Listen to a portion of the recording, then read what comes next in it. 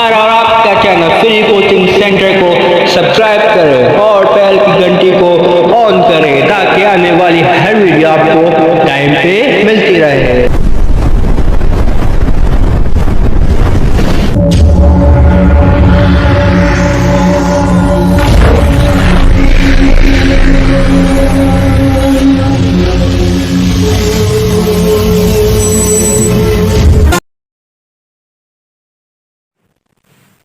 Assalamualaikum दोस्तों, this is Mohammad Anjum from Career Management Foundation. As you know, this is an educational channel. The objective of this channel to help those students who want to get the high education, but unfortunately they cannot afford the heavy fees of the universities.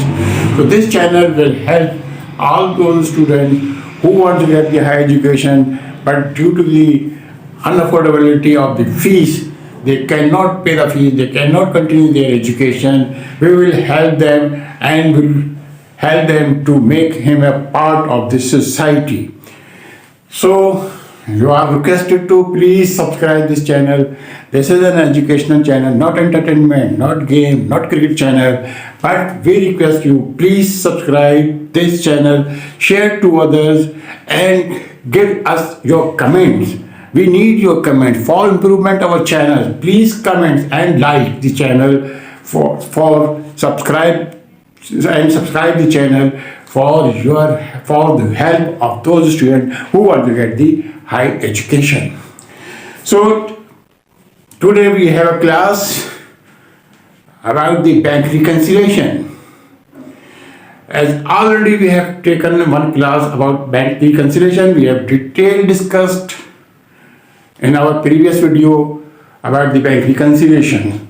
So now we goes to our new lecture for bank reconciliation. So please let's go.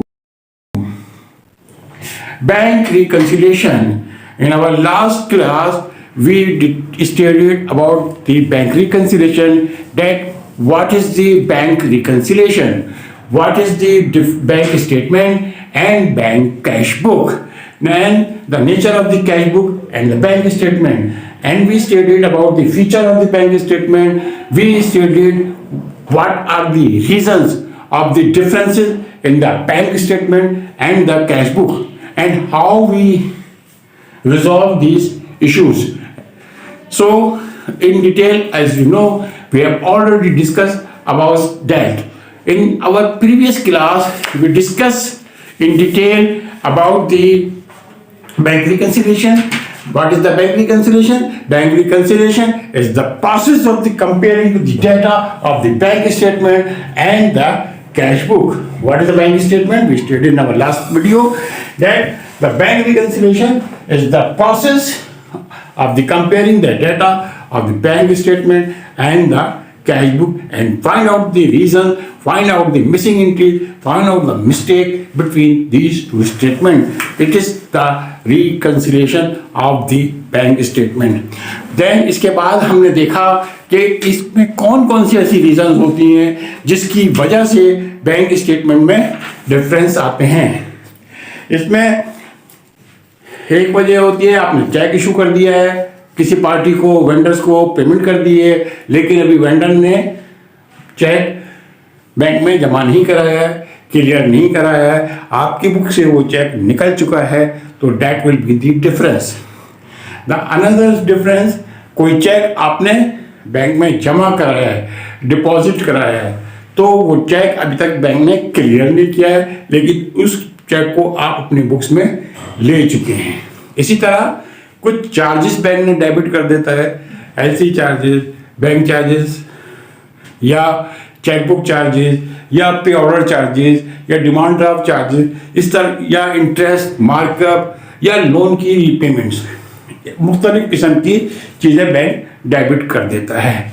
या फिर आपकी books के अंदर कुछ चीज़ें entry होने से रह जाती हैं.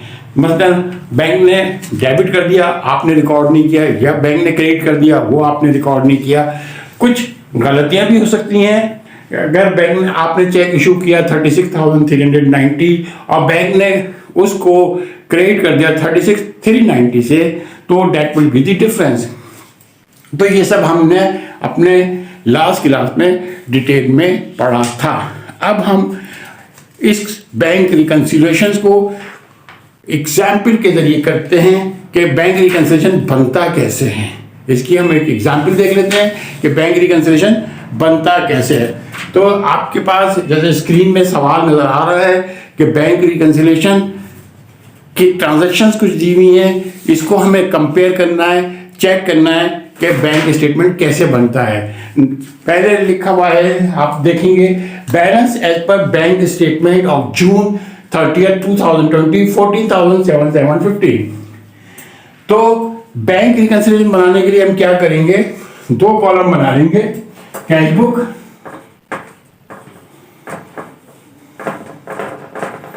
And bank book.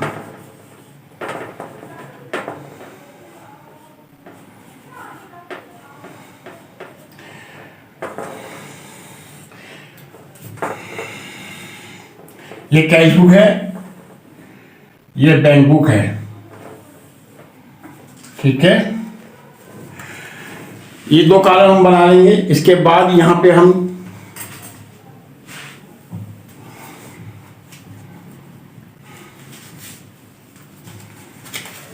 पार्टिकुलर्स लिखेंगे।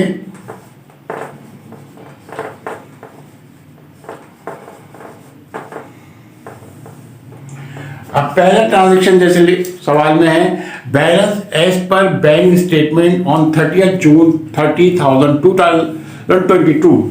Balance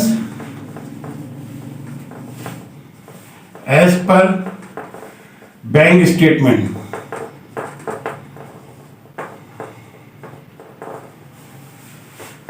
as on 30 June 2022। Bank का बैलेंस 30 जून 2022 को कितना है, 14,775। 14,775। फिर दूसरी ट्रांजैक्शन जैसे कि मेंशन है लिखी हुई है, balance as per cash book of 30 June is 5990। 5990। Cash book का बैलेंस कितना है, 5990। कैश बुक का बैलेंस 5990 है और बैंक बुक का बैलेंस, बैंक स्टेटमेंट का बैलेंस 14,775 है। अब पहली ट्रांजैक्शन क्या लिखी हुई है, outstanding cheque of 9,900।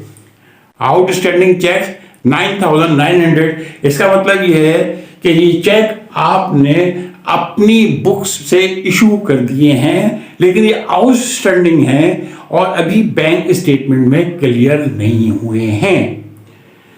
Outstanding cheques of rupees 9,900। इसका क्या मतलब है कि आपने 9,900 के चेक 9,900 के चेक बना के इशू किए हैं वेंडर्स को, या पेमेंट कर दिए 9,900 की, लेकिन ये चेक अभी बैंक से क्लियर नहीं हुए हैं। तो इसका मतलब क्या हुआ, आउटस्टैंडिंग चेक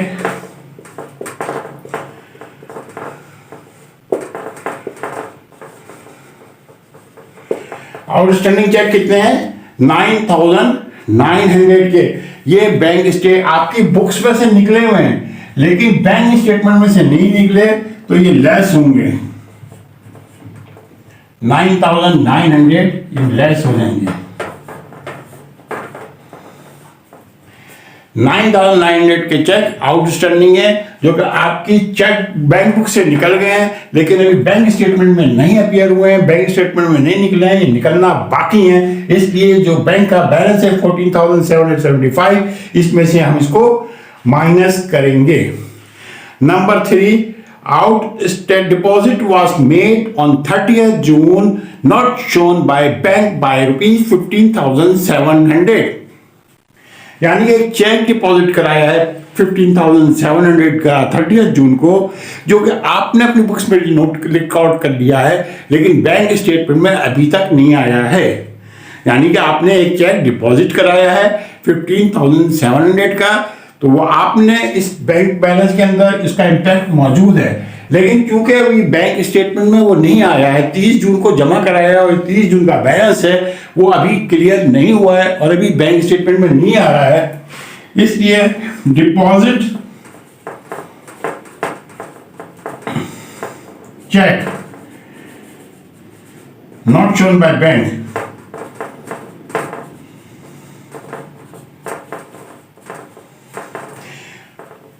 $15,700 का चेक है जो कि आपने जमा कराया है, लेकिन अभी बैंक में क्लियर नहीं हुआ है 15,000, तो ये बैंक के बैलेंस को बढ़ा देगा, यानी कि इट विल बी प्लस, ये ऐड होगा। क्यों ऐड होगा? क्योंकि ये 15,700 का चेक अभी बैंक स्टेटमेंट में अभी आया नहीं, जब ये आएगा तो बैंक के बैलेंस को बढ़ा देगा, ये बैलेंस इंक्रीज हो जाएगा, इसलिए यहाँ पे ये ऐड होगा। थर्ड ट्रांजेक्शन है bank collected not receivable 5,075 but not recorded in cash book. Not receivable bank ने डेबिट किया है, लेकिन वो आपकी बुक में रिकॉर्ड नहीं है। थर्ड वन नॉट रिसीवेबल,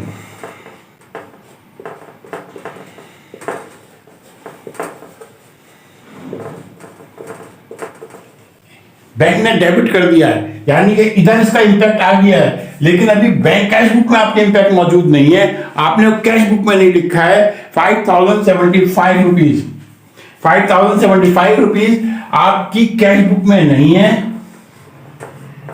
जबकि इधर वो आ गया है। ये क्या है? नेट डिपॉजिट, इसने नॉट रिसीवेबल क्या है? ये नॉट रिसीवेबल है, तो ये बैंक के अंदर बैलेंस को बढ़ा देगा, तो ये प्लस हो जाएगा। नॉट रिसीवेबल उन्होंने बैंक में दे दिया, ये ऐड हो जाएगा। इसके बाद थर्ड वन क्या है?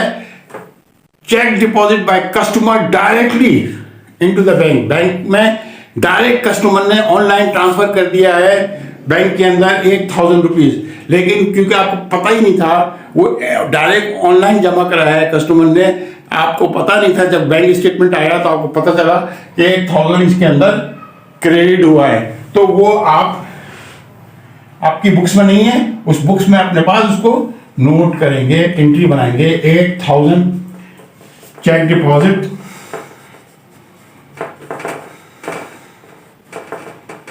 Bye customer online. ये 1,000 कस्टमर ने ऑनलाइन जमा करा दिए जो आपकी बुक्स पे रिकॉर्ड नहीं थे, लेकिन बैंक में ऑनलाइन आ गए, आपके एज में नहीं था, इसलिए आपकी बुक्स में नहीं था, ये आपने इसको ऐड कर लिया, ये आपने एंट्री इसमें नोट कर ली। इसके बाद क्या है? ये cheque was deposit 890 Majeed and sons but it was recorded twice 980, इस वाज रिकॉर्डेड बाय 980, यानी कि एक चेक था जो डिपॉजिट हुआ था 890 रुपए का। कितने का चेक था जो डिपॉजिट हुआ था? 890 रुपए का, लेकिन वो रिकॉर्ड गलती से आपने कर लिया 980 रुपए का, 980 rupees. A cheque which was deposit of rupees 890 but by mistake in the cash book was recorded as 980 rupees. Understand what happened here?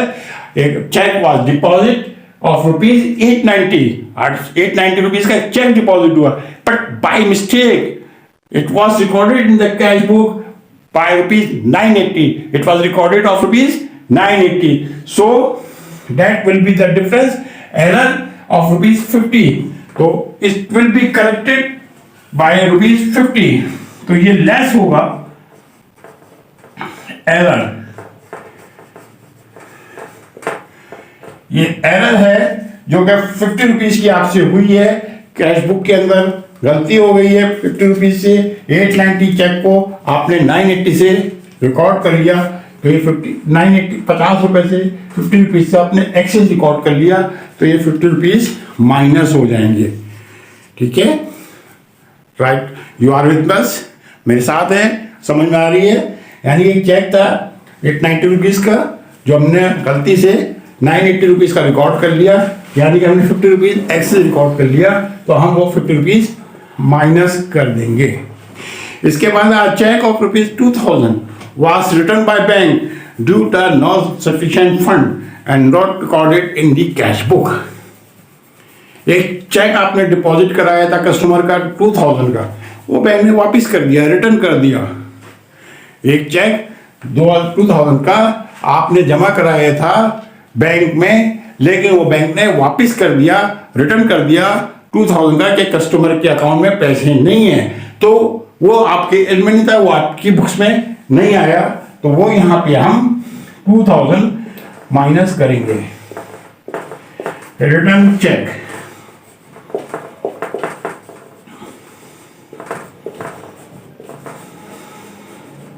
Return check 2000 का। क्यों रिटर्न हुआ ये चेक?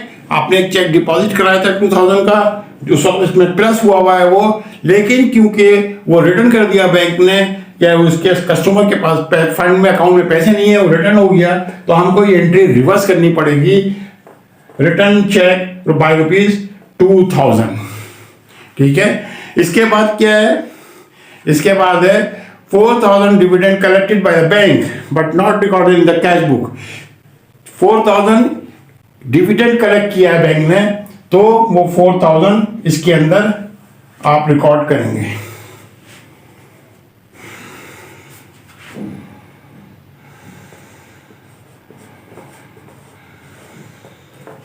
डिविडेंड कलेक्टेड,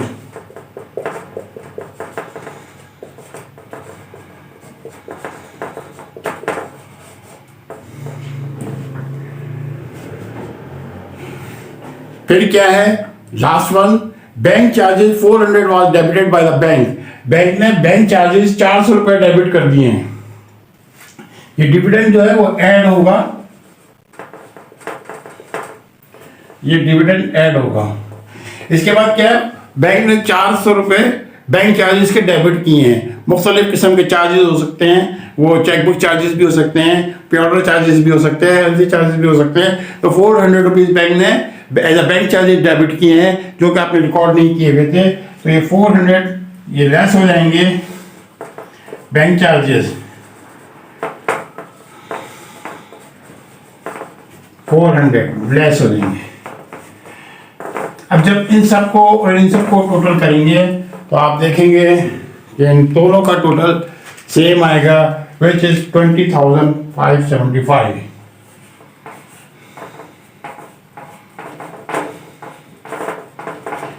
तो ये रिकंसाइल हो गया हमारा, ये कैशबुक पे रिकंसाइल हो गई, ये बैंक स्टेटमेंट में रिकंसाइल हो गया। जो 14,775 और 5,990 के दरमियान डिफरेंसेस थे, इन दोनों के दरमियान डिफरेंसेस को हमने रिकंसाइल किया कि 9,900 के चेक्स आउटस्टैंडिंग थे जो बैंक में नहीं आए थे, 15,700 की एक डिपॉजिट थी जो कि हमने रिकॉर्ड कर ली थी, बैंक में क्लियर नहीं हुई थी। इसी तरह कुछ गलतियां और कुछ चीज़ें हमारी एंट्रियों में मिसिंग थी, हमारी कैश बुक में मिस थे, वो हमने एंट्रियां करी। एक चेक डिपॉजिट कराया 5,705 का, जो कि सॉरी हमने नॉट रिसीवेबल बैंक ने दिया, नॉट रिसीवेबल हमने रिकॉर्ड किया नहीं किया हुआ था, वो रिकॉर्ड किया। इसी तरह एक चेक पेमेंट कस्टमर ने डायरेक्ट ऑनलाइन कर दी थी 8,000 की, वो हमने रिकॉर्ड नहीं की हुई थी, वो हमने रिकॉर्ड की। 50 रुपीज़ एक मिस्टेक हमसे हो गई थी, एक डिपॉजिट 890 का था, हमने 980 रिकॉर्ड कर दिया था। 50 रुपीज़ से एक्सिस, उस 50 रुपीज़ को माइनस किया। 2000 का एक चेक हमने डिपॉजिट कराया था, वो बैंक ने रिटर्न कर दिया, वो हम पहले ही ऑलरेडी प्लस कर चुके थे, वो हमने रिवर्स करी एंट्री और माइनस किया। बैंक ने डिविडेंड रिकॉर्ड किया, 4,000 का हमें मिला, वो हमने ऐड किया, और बैंक चार्जेस ने 400 रुपये हमें डेबिट किए जो हमने रिकॉर्ड नहीं किए हुए थे। ये तमाम एंट्रियाँ करने के बाद हमारा बैलेंस भी 50,575 हो गया, और बैंक का बैलेंस भी 20,575 हो गया।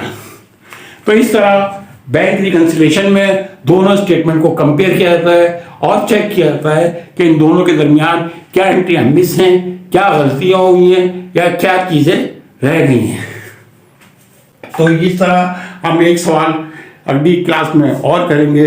यहाँ पे हम आपसे रिक्वेस्ट करेंगे, प्लीज़ हमारे चैनल को सब्सक्राइब करें, शेयर करें और बेल के बटन आइकॉन को प्रेस करें, ताकि आने वाली सारी वीडियो आपको मिल सकें, क्योंकि ये तालीमी चैनल है और तालीम तो सबके लिए। Thank you very much.